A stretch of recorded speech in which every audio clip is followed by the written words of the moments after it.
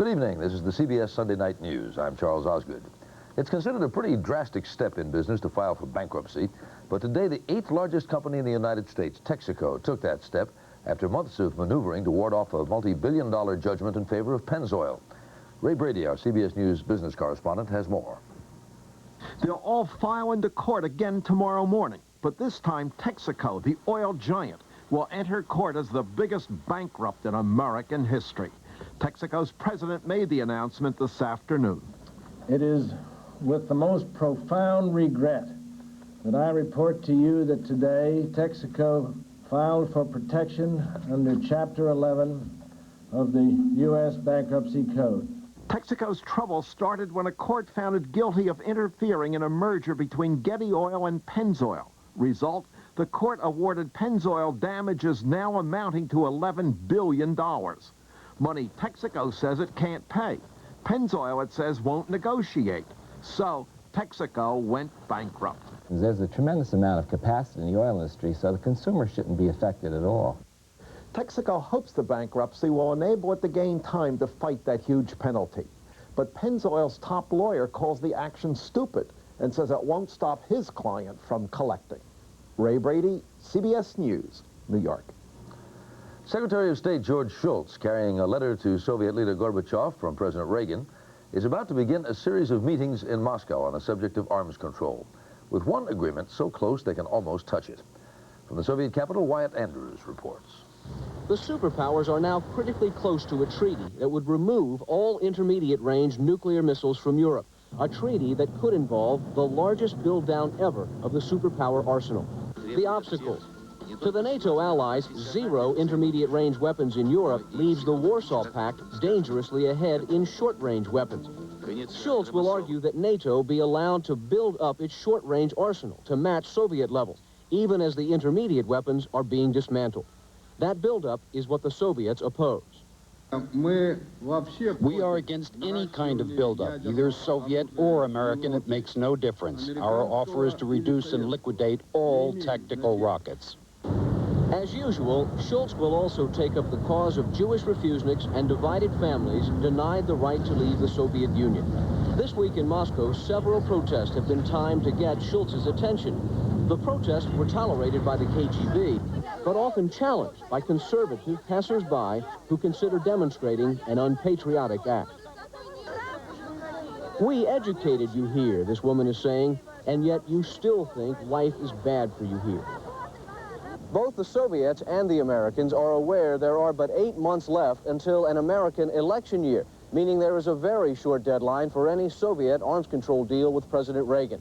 For the next 3 days, emigration and espionage might be on the table, but it is in arms control where the diplomatic horse trading will get intense.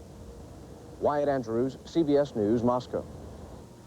John Hinckley, the young man who shot President Reagan 6 years ago, will ask the court in Washington tomorrow for permission to go home for Easter on his own. Deborah Potter reports. Since being acquitted of attempted murder by reason of insanity, John Hinckley has been out of a mental institution only once for a family visit last December. That time he was escorted. Now he wants to go alone to visit his family over Easter. His doctors say he's improved and is no longer taking psychiatric medication. But the Secret Service opposes the visit, saying that Hinckley remains an extremely serious threat to President Reagan's safety. The wife of Press Secretary James Brady, who was badly wounded in the 1981 assassination attempt, says Hinckley has shown no remorse and might cause further harm. In federal court tomorrow, prosecutors will introduce a date special. Hinckley's lawyers say the letters are irrelevant because they date back to 1983. His doctors say that since then, he's responded well to treatment. But prosecutors say that Hinckley's history is a crucial factor because there's no way for psychiatrists to guarantee just what he might do in the future. Deborah Potter, CBS News at the U.S. District Courthouse in Washington. The Justice Department says there was less crime last year, violent crime down about 7%, fewer assaults, thefts, and household crimes. And law enforcement officials point to a promising crime prevention trend. More people reported violent crimes to the police. When the CBS Sunday Night News continues, Pope John Paul celebrates Palm Sunday Mass far from the Vatican.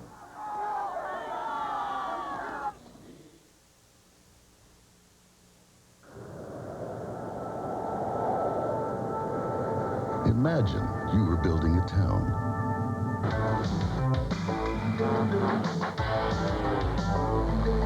One company could supply you with almost any kind of truck to bring you almost anything you'd need.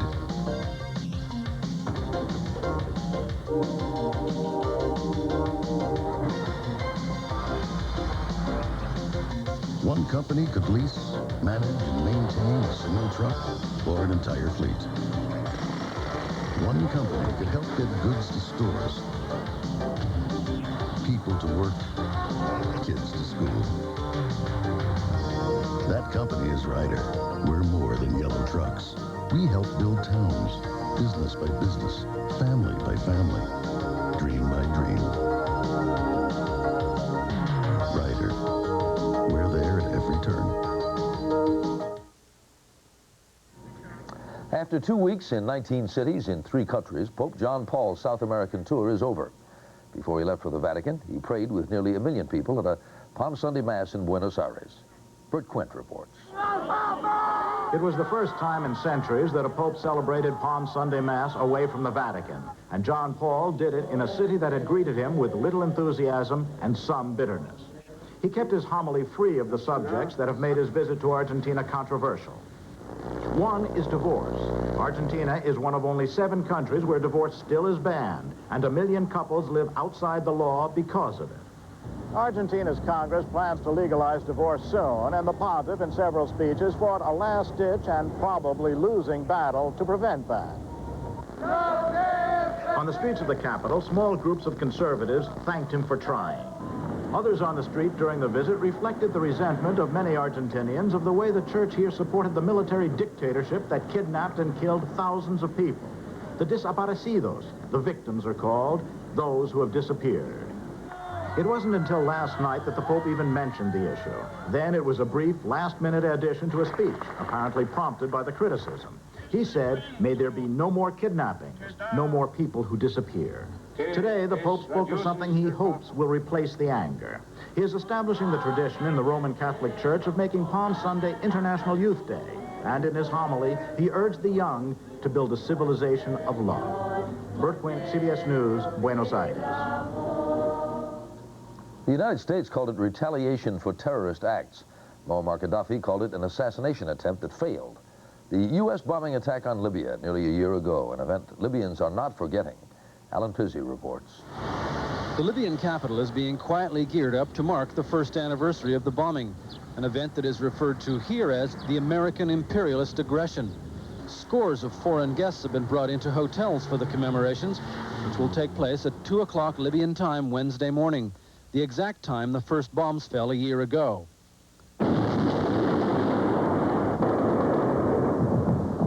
Libyan leader Colonel Muammar Gaddafi has been sounding more moderate than usual of late. In an interview yesterday, he was quoted as calling the raid a failure. The U.S., he said, should think of other ways to, in his words, meet Libya halfway. Some of the events of the anniversary day will be at sites where the bombs fell and the wreckage has not been repaired, so that, as one official put it, people will remember the damage caused by the imperialist aggressors. Officials here say that the anniversary will be marked with ceremony rather than celebration. The raid has already become a major event in Libyan history, one that will be presented this week as a Libyan victory over the might of America. Alan Pizzi, CBS News, Tripoli. They were on the second hole of a sudden death playoff at the Masters golf tournament. One good shot could win it. Larry Mize had that one good shot in him.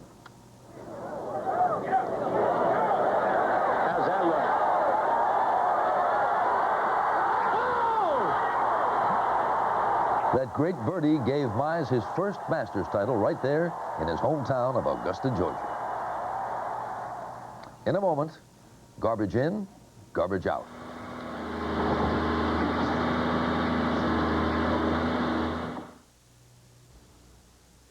One word distinguishes the American Express card from the others: member.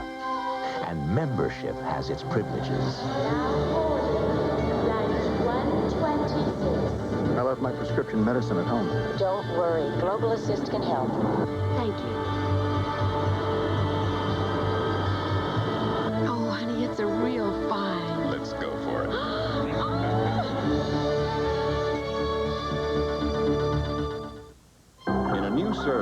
Ask 1,000 doctors if stranded in the middle of nowhere, would they want Tylenol, extra strength Tylenol, Advil, or Bayer? Doctors chose Bayer, 3-to-1 over extra strength Tylenol. Bayer, the wonder drug that works wonders. When you need a laxative, you want your mom. This mom. Phillips Milk of Magnesia, M-O-M. Phillips gives you easy relief, not harsh. Mom knows what's good for you. Nobody treats you better than Mom. For the sake of efficiency and convenience, man tries to standardize things, regiment them so that they'll be more predictable and controllable. But that seems to go against nature somehow. Step outside this time of year in a place like Petaluma, California, and all around you is the infinite variety of creation. No two mornings are quite the same. No two birds or flowers. Each is unique. But the man-made world is not like that. You see one garbage can and you've seen them all. Especially since Petaluma put in a new mechanized system that requires everybody to have exactly the same kind of 90-gallon can. They come in one color, black. Folks on Halsey Avenue didn't like that much. The visual impact on the street of black cans lined up made me think of San Quentin ready for inspection. So Dick Horn and his Halsey Avenue neighbors decided that even though the cans had to be the same shape, they didn't have to look the same. And now the place looks more like Disneyland than San Quentin, with a fantasy world of birds and pigs and bears and puppets to say howdy-doody to the garbage collector. Folks seem to like it better this way. These big black monsters didn't look too good, so they look great now. Joanne Fagoni and Mike Tange like it so much they've decided to paint their house to match their garbage can.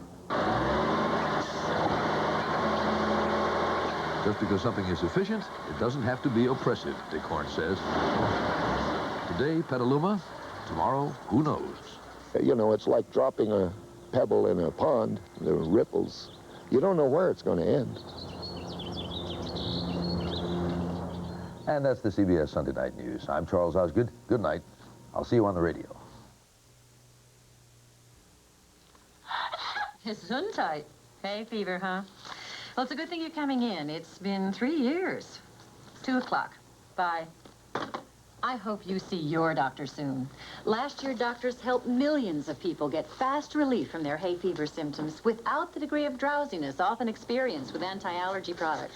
Now you can put your hay fever to sleep while you stay awake. Go see your doctor. Merrill Dow Pharmaceuticals. The doctor will see you now. Look to Northwest. We're working hard to give you all our best. Look to us, Northwest. We love visiting America. Hot dog, fried chicken, pizza. But we're glad you have Keopectate. Keopectate. Nothing relieves diarrhea and calms cramps faster than Keopectate tablet formula. The diarrhea specialist.